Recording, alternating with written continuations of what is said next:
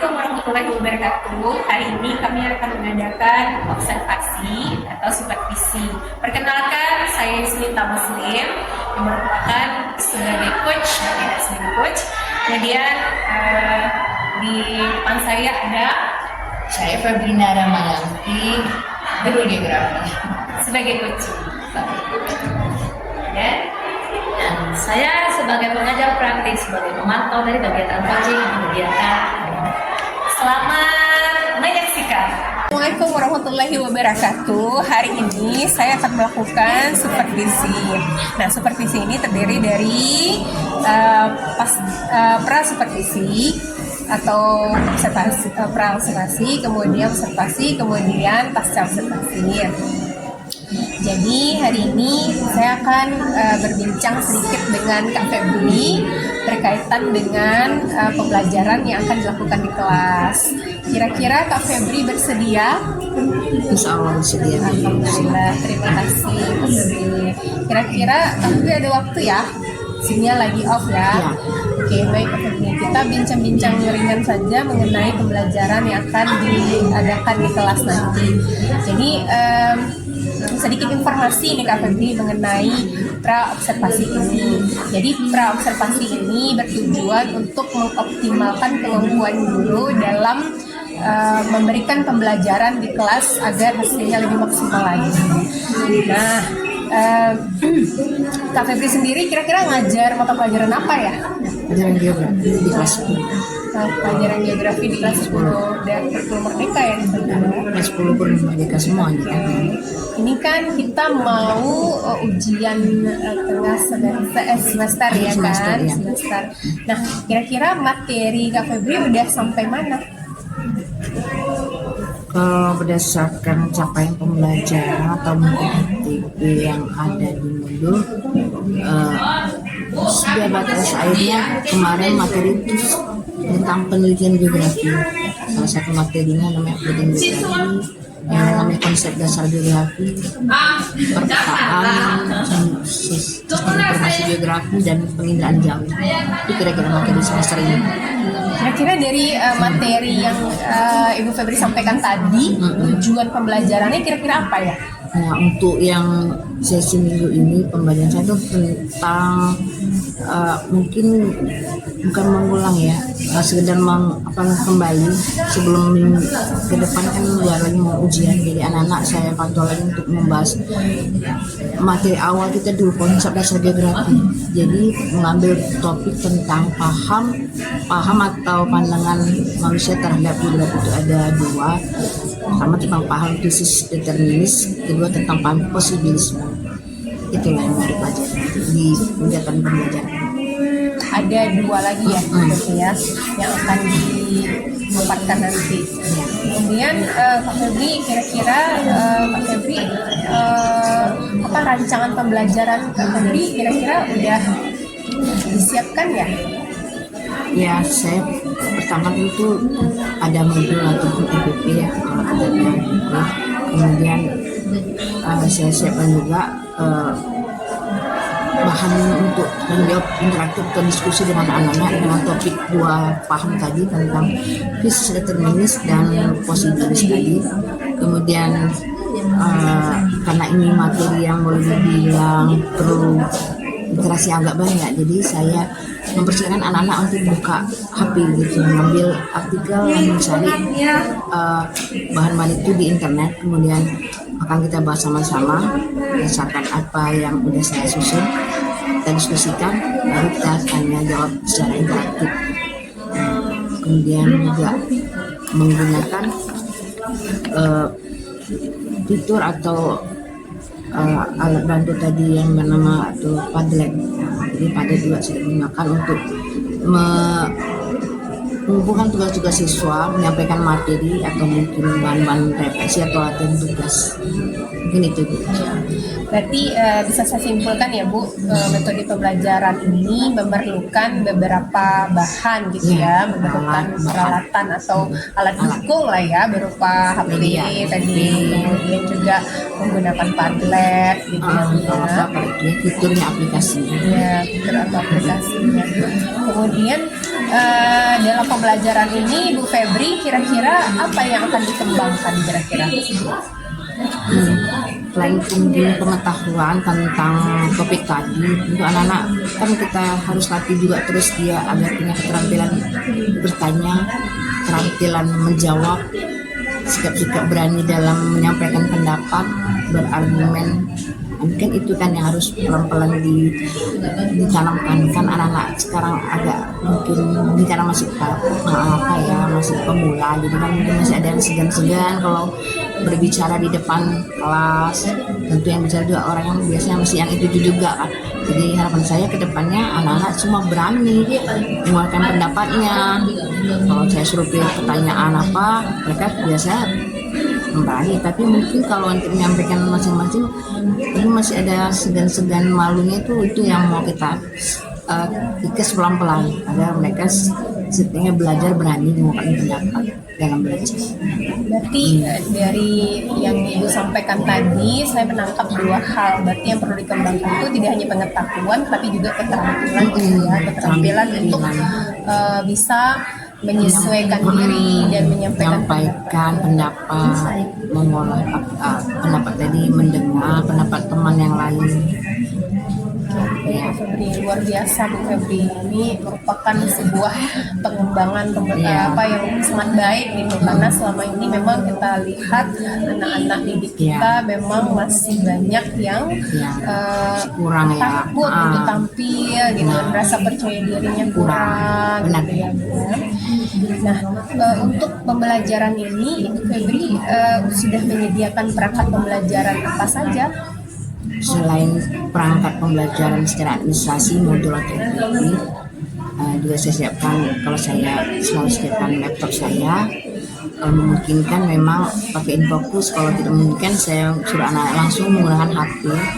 HP kan sudah ada, saya buatkan mereka tuh fitur di Padlet, jadi mereka masing-masing punya kolom nama masing-masing.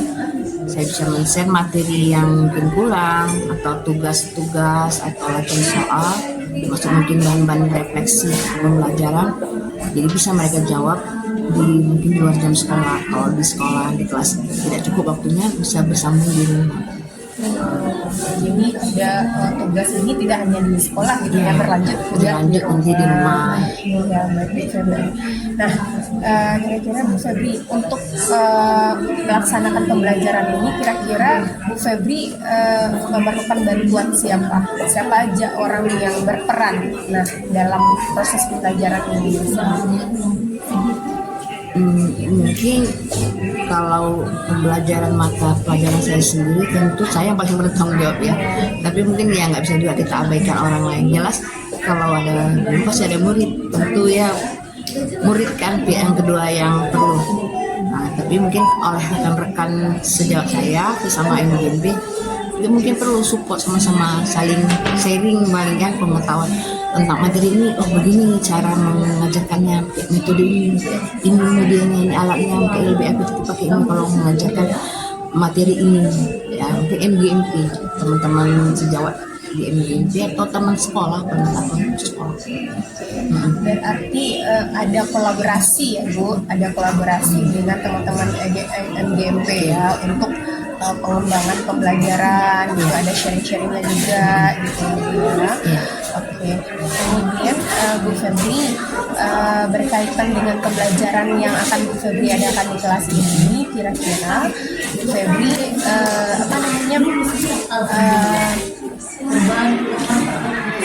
metode pembelajaran seperti apa yang akan Ibu gunakan?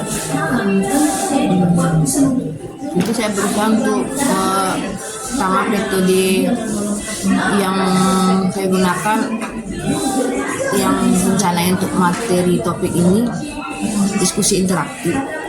Saya mengajukan pertanyaan atau bahasan tanyaan romantik gitu ya. Kemudian anak-anak mencari jawabannya di perangkat mereka. Kemudian apa jawabannya nanti kita diskusikan sama-sama.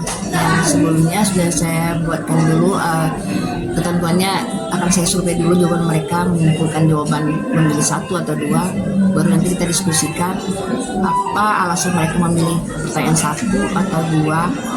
Ini juga berikut dengan contoh-contoh kasusnya. Sangat menarik sekali pembelajaran Bu Febri ini. Saya tidak sabar lagi ingin melihat langsung gitu ya. Boleh Bu, silahkan. Jika berkenan saya akan masuk ke kelas dan melihat langsung pembelajarannya Bu. Jadi kira-kira kapan pembelajaran ini akan dilakukan? Ini bisa insya Allah besok Luis. Terima kasih Bu Febri atas Ya, waktu dan sama-sama, kesempatannya. Bu. Assalamualaikum. Waalaikumsalam.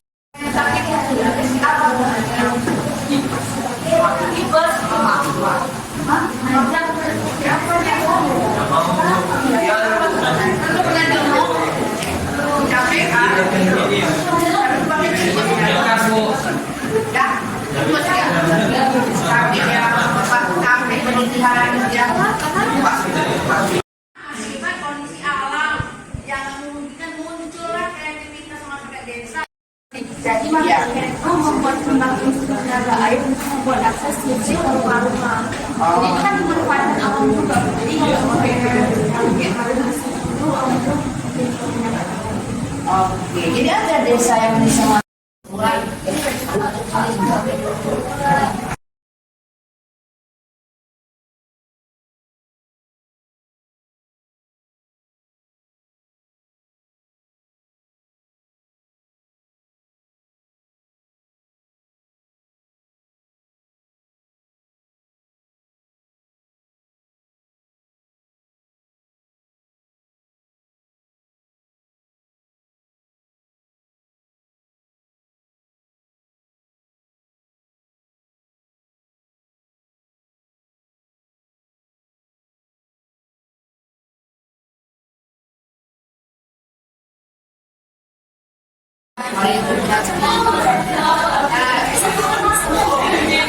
Oh, di sini apa?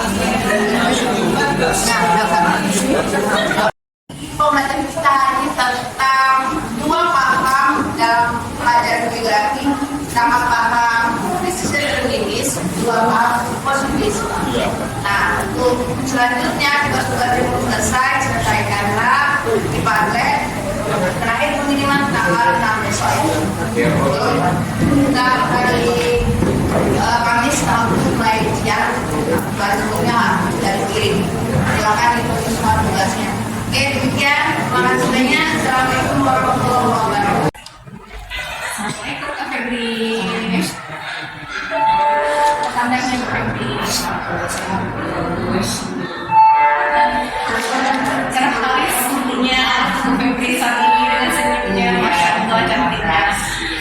Ya Bu Febri, berkaitan dengan pertemuan kita hari ini Bu Febri, bahwasanya saya akan mengajarkan yang namanya observasi. Observasi ini terdiri dari tiga, yaitu ada namanya pra-observasi, dan pasca observasi. Nah, kita sudah masuk kepada pasca observasi, Ibu. Nah, Ibu, kemarin saya sudah masuk ke kelas Ibu dan melihat bagaimana Ibu mengajar di kelas. Bagaimana perasaan Ibu setelah selesai melaksanakan observasi? Ya alhamdulillah setelah selesai observasi saya ya senang ya, mungkin karena juga ada yang memantau teman-teman yang sebenarnya sudah terus minus yang saya amalkan, jadi kan mungkin selama ini memang kurang ya bisa seperti itu. Saya pikir ya saya senang aja gitu. Rasa senang ya, luar biasa. Berarti Ibu merasa ini ya nyaman loh. Nah, kira-kira pembelajaran Ibu yang dilakukan itu kira-kira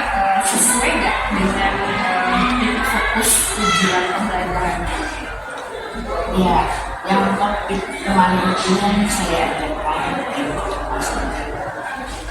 karena itu dari akhir semester, jadi saya ujian kan kita yang belum atau apa yang dikasih.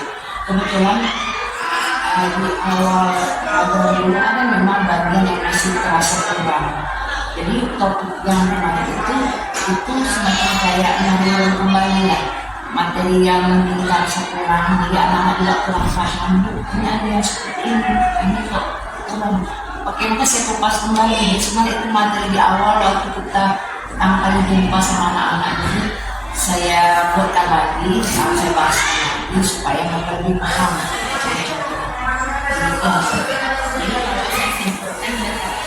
Kegiatan pembelajaran kemarin itu adalah hasil review dari pembelajaran sebelumnya. Jadi kira-kira itu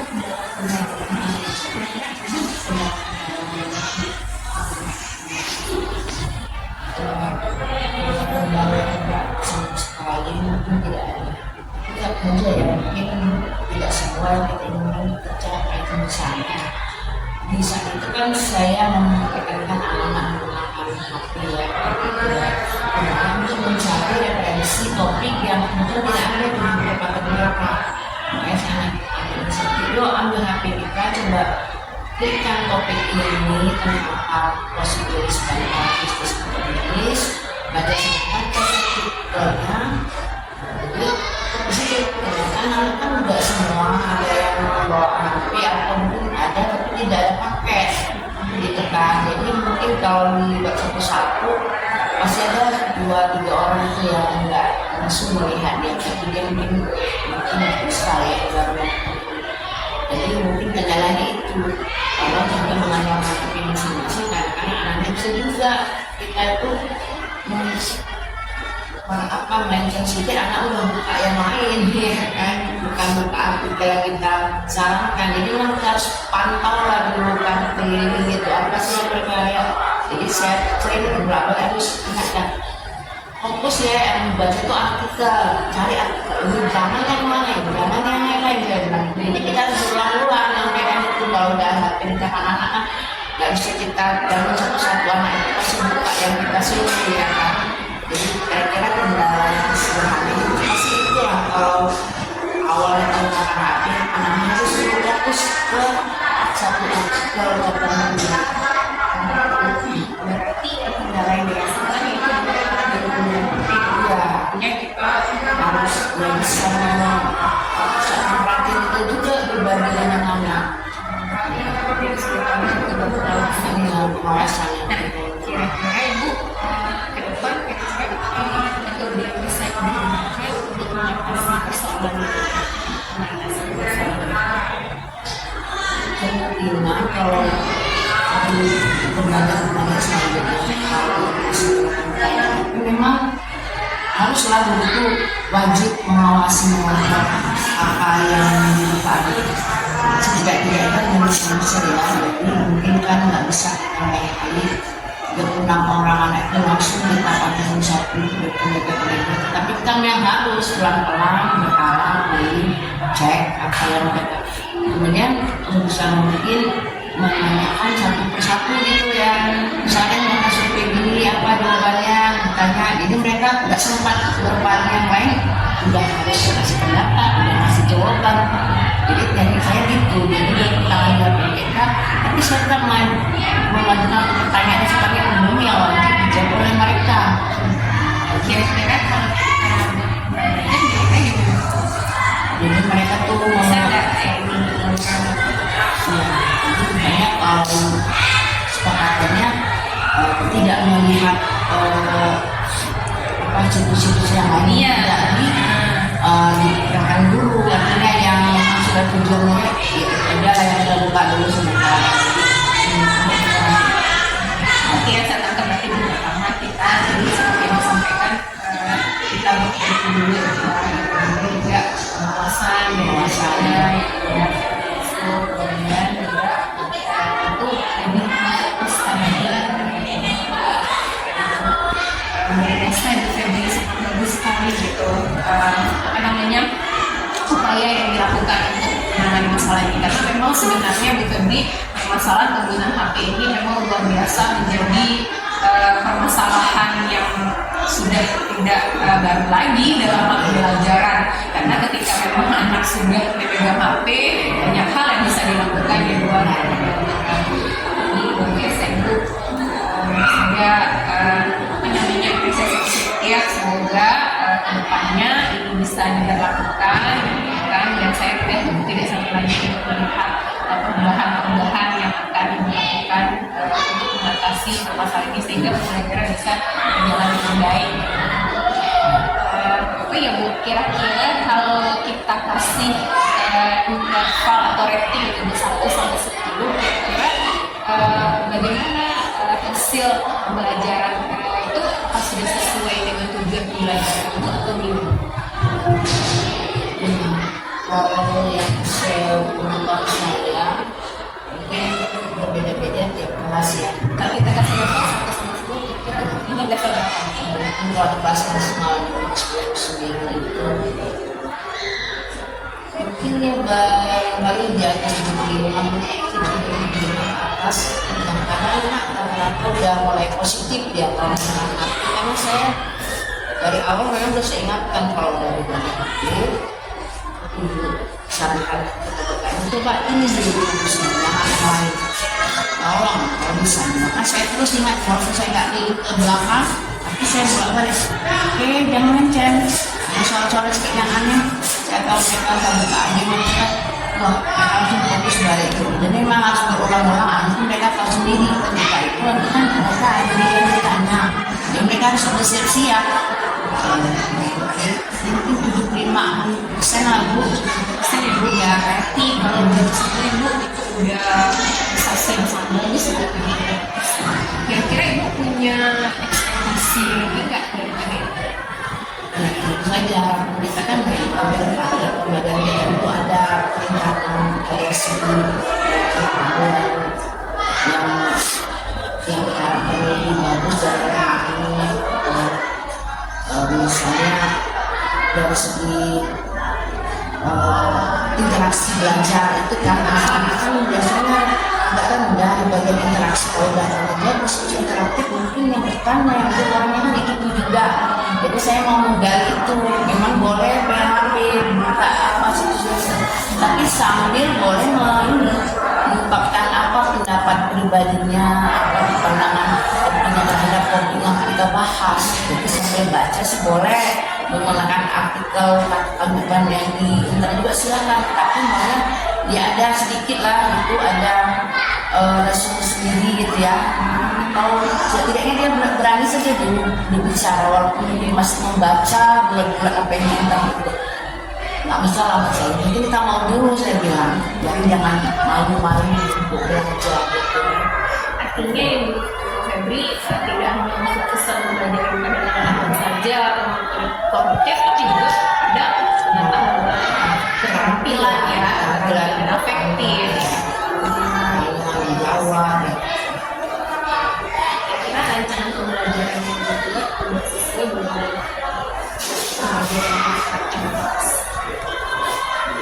sebenarnya tantangan yang saya buat karena jadi nggak pas seperti yang saya rancang. Kalau melihat situasi di lapangan seperti ini, karena yang saya desainkan seperti A dan mereka di lapangan harus seperti ini. Tapi tetap saja memang saya nggak keluar dari topik atau tema, cuma mungkin tekniknya dia nggak diubah. Kalau awalnya mungkin modul NLP nggak saya sempatkan menggunakan Android, anak-anak belajar melalui ini. Nah, rupanya sepertinya memang tepat harus ambil Android ini karena ini tema ini kan tidak ada di tempat mereka. Nanti mereka bisa ribut atau ya apa gitu kan kalau nggak ada yang mau dicari ya. Jadi ketika itu pada ibu kebetulan sebelum bukan itu ya misalnya saya lanjutkan pembelajaran pakai kaki biar dalam sakit topik yang kemarin. Bisa saya mencari ini mereka yang mencari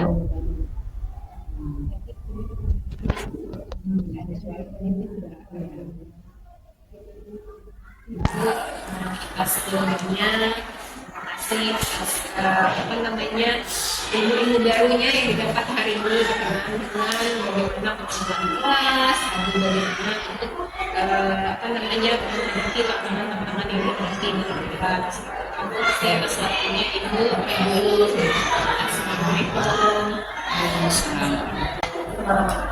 Waalaikumsalam. Terima kasih Ibu sebagai SPP, Ibu sebagai coach ya, dan juga Febri, Ibu sebagai coach.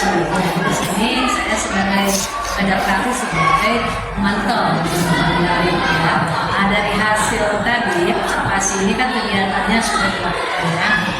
Secara tidurnya pun sudah ada yang bisa dilakukan selaku Ibu sebagai coaching sebagai penggerak usaha. Jadi saya akan memberi gambaran tentang proses tadi ya, proses coaching ya sebenarnya proses di sini. Pertama itu ada bagus Bu ya, dari coach juga pertanyaan-pertanyaan bagus, ada pertanyaan observasi ya, tentang stimulus yang diajarkan merasa senang ya Bu ya.